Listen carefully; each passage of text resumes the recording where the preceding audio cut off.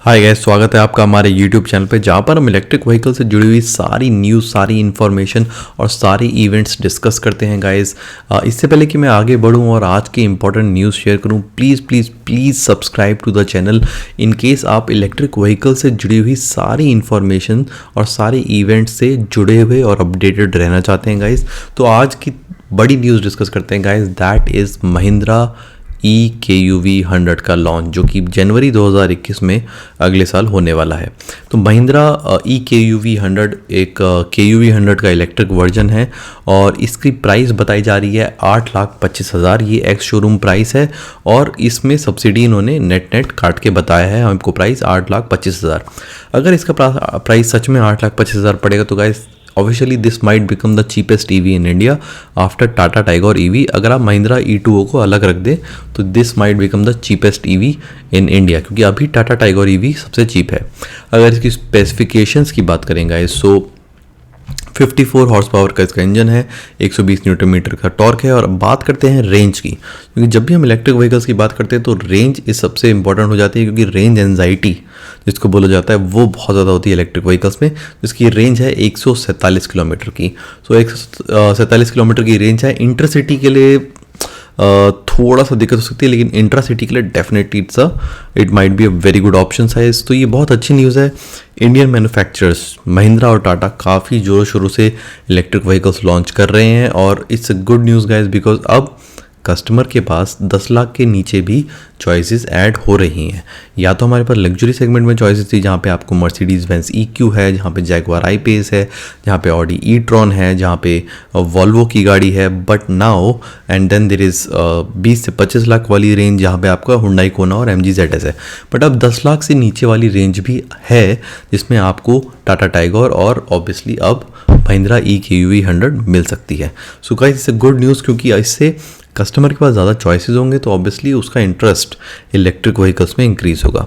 Guys बढ़ते हैं next news की तरफ guys, and that is again Tata Altroz का लॉन्च। तो ये एक एक्चुअली इंटरव्यू है मिस्टर शैलेश चंद्रा का, जो कि carandbike.com पे छपा है और वहाँ पर ये डिस्कस हुआ है कि वो ये कह रहे हैं कि कोरोना के चलते हुए पैसेंजर कार्स की सेल्स एक्चुअली इंक्रीज़ हो गई है और इलेक्ट्रिक व्हीकल की कार्स की सेल्स भी उतनी ही हैं और उस पर कोई नेगेटिव इम्पैक्ट नहीं पड़ा है, क्योंकि कोविड के बाद लोग कैब शेयर करना थोड़ा अवॉइड कर रहे हैं और ख़ुद की गाड़ी लेना चाह रहे हैं। तो डेफिनेटली जो कार की सेल्स है वो वापस रिन्यू तो हो ही रही है। इनफैक्ट वो लास्ट ईयर के नंबर्स को भी क्रॉस करने वाली है, क्योंकि अब लोग पैसेंजर्स पर्सनल व्हीकल्स खरीद रहे हैं और उसमें भी वो क्योंकि वातावरण के प्रति काफ़ी जागरूक हो गए हैं, लोग इलेक्ट्रिक व्हीकल्स भी खरीद रहे हैं। तो ये बोलती हैं कि बाद टाटा अल्ट्रॉस का भी अनाउंसमेंट हुआ है। वो कब लॉन्च होगी ये तो एग्जैक्टली नहीं पता, but this will be also one of the electric vehicle model of Tata that will be launched. इससे टाटा के अब 3 मॉडल हो जाते हैं इलेक्ट्रिक व्हीकल्स में, Tata Altroz, Tata tiger and Tata Nexon. So definitely guys, जैसा कि मैंने कहा कि इंडियन मैन्युफैक्चरर्स काफ़ी ज़ोरों शोरों से इलेक्ट्रिक व्हीकल्स लॉन्च कर रहे हैं और टाटा की 2 नए प्लेटफॉर्म है अल्फा और ओमेगा, इसके ऊपर ही इलेक्ट्रिक पावर ट्रेन्स डेवलप करेंगे। तो डेफिनेटली इलेक्ट्रिक व्हीकल्स आराम से उसमें डेवलप कर पाएंगे। So guys this was the next news guys. Moving on to the next news that is about Delhi guys. Delhi के इलेक्ट्रिक व्हीकल रजिस्ट्रेशन 3,000 क्रॉस कर चुकी है। रिसेंटली 1-2 महीने पहले दिल्ली ने EV पॉलिसी अनाउंस करी थी, उसमें 30,000 की सब्सिडी 2 व्हीलर्स के लिए, 30,000 की सब्सिडी 3 व्हीलर्स के लिए और 1.5 लाख तक की सब्सिडी 4 व्हीलर्स के लिए अनाउंस हुई थी। और उसी के चलते हुए अब व्हीकल रजिस्ट्रेशन स्टार्ट हो गए हैं। 3,000 का नंबर ऑलरेडी क्रॉस हो चुका है। अगर आप इलेक्ट्रिक व्हीकल लेने के बारे में सोच रहे हैं और दिल्ली में हैं तो प्लीज़ यही सही टाइम है, क्योंकि ऑब्वियसली एक लिमिट है, करीब 30,000 तक की लिमिट है कि पहले 30,000 लोगों को ही ये सब्सिडी मिलेगी। तो प्लीज़ प्लीज़ प्लीज़ खरीदिए और अपना जो व्हीकल है वो रजिस्टर कराइए और अगले कुछ दिनों में आपके अकाउंट में ट्रांसपोर्ट डिपार्टमेंट से सब्सिडी आ जाएगी। So this is the right time to get it and definitely Delhi is coming out to be as EV capital of India. Delhi की EV पॉलिसी की हर जगह बात हो रही है।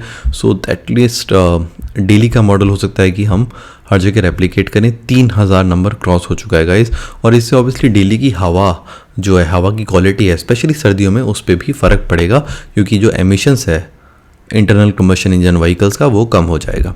गाइज मूव करते हैं नेक्स्ट न्यूज़ पे, and that is about a tender. Guys एक टेंडर निकला है यूपी जल बोर्ड की तरफ से।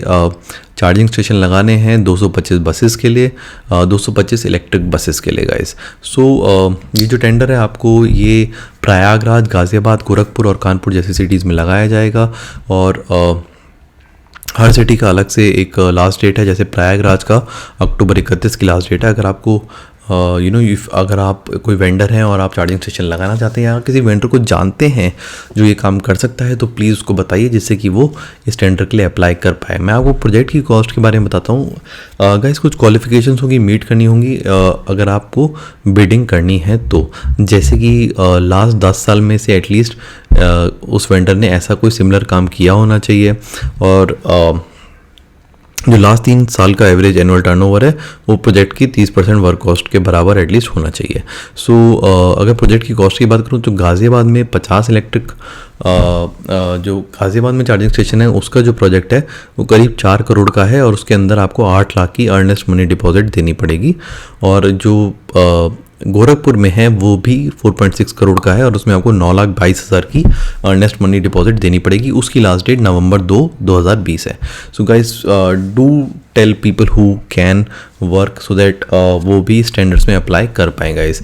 सो उत्तर प्रदेश की इलेक्ट्रिक व्हीकल पॉलिसी भी 2019 में अनाउंस हुई थी। तो ये बहुत अच्छी चीज़ है कि different state governments electric vehicles को बढ़ावा दे रहे हैं, ना कि सिर्फ 2 व्हीलर्स, 3 व्हीलर्स, 4 व्हीलर्स में, बट बड़े कमर्शियल व्हीकल्स और बसेस में भी।